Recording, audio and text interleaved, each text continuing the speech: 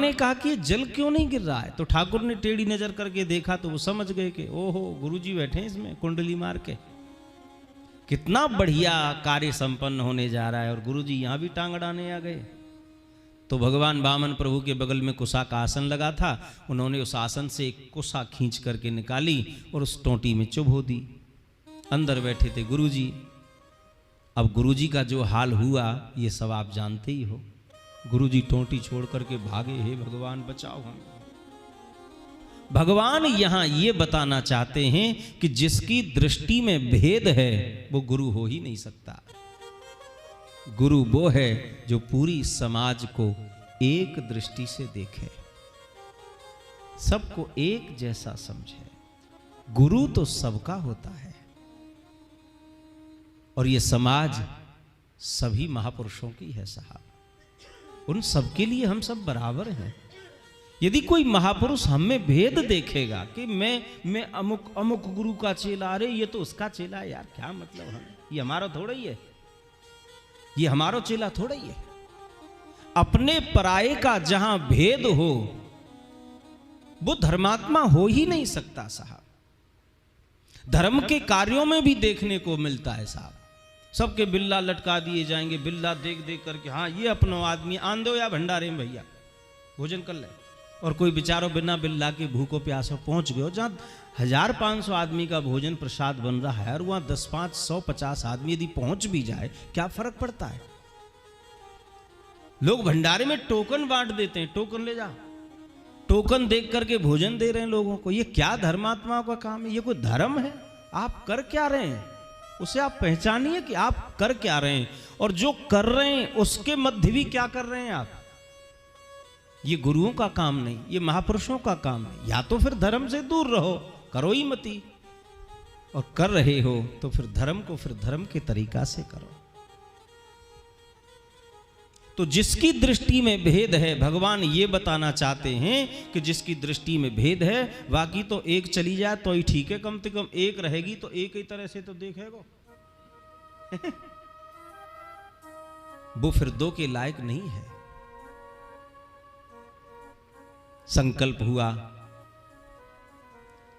अब जब जो समस्या बीच में अटक रही थी वो निकल गई ना टोंटी में से, तो संकल्प हो गया। संकल्प हो गया तो वामन भगवान से बलि ने कहा कि प्रभु अब संकल्प भी हो गया, ले लो। भगवान बोले भले आदमी प्रणाम तो कर ले, अरे तू ब्राह्मण को दान दे रहा है तो प्रणाम तो कर। दान देने के बाद यदि आपका मस्तिष्क नहीं झुका तो इसका मतलब अभी आपने दान नहीं किया है। दान का अर्थ है अभिमान का विसर्जन। आपने थोड़ा किया अथवा ज्यादा किया इसका महत्व नहीं है, महत्व इस बात का है कि दान करके आपने अपने अभिमान का विसर्जन किया कि नहीं किया। यदि अभिमान का विसर्जन नहीं किया है तो आपने अभी कुछ भी नहीं किया, उस दान का कोई मतलब नहीं। हम न्यूज में देख रहे हैं जो राम मंदिर बन रहा है अयोध्या में, उसके लिए 20 करोड़ रुपए का लगभग 15 लाख चेक बाउंस हुए।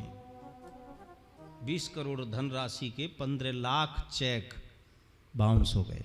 मतलब ये उन दानी दाताओं ने दिए हैं जिनके अकाउंट में एक पैसा नहीं है और दान दे दिया है, चेक बाउंस हो गया। क्या मतलब है? भगवान को भी नहीं छोड़ रहे लोग। संसार में आप अपने व्यवहार में तो जो व्यवहार कर रहे हैं वो कर ही रहे हैं, लेकिन कम से कम भगवान को तो बख्शो भैया। जब भगवान के साथ भी हम ऐसा व्यवहार करेंगे तो फिर ये कोरोना क्यों नहीं सताएगा हमें। ये कोप है प्रकृति का, ये कोप है। ये कोरोना कोई बीमारी नहीं है, ये प्रकृति का कोप है। उस कोप का नाम ही कोरोना है। महाराज, दान का अर्थ है अभिमान का विसर्जन। लोग लाखों का दान करते हैं पर अभिमान का विसर्जन नहीं करते साहब, इसलिए इसका कोई महत्व नहीं होता। प्रणाम तो कर भाई बलि, प्रणाम कर ले भाई। और जैसे ही बलि ने वामन भगवान को साष्टांग प्रणाम किया तो ध्यान देना, अभी तक तो वामन भगवान छोटे से थे, बौना बन के गए थे। जैसे बलि ने साष्टांग प्रणाम किया तो वामन भगवान ने अपना विराट रूप धारण कर लिया। बोलिए विराट भगवान की। भगवान ने विराट रूप ले लिया और भगवान ने जैसे ही विराट रूप लिया, बलि ने ऊपर की ओर देखा तो प्रभु के चरण कमल ही दिखे, भगवान का मुखमंडल नहीं दिखा। बलि तो पहले ही समझ गया था कि मेरे दरवाजे नारायण पधारे।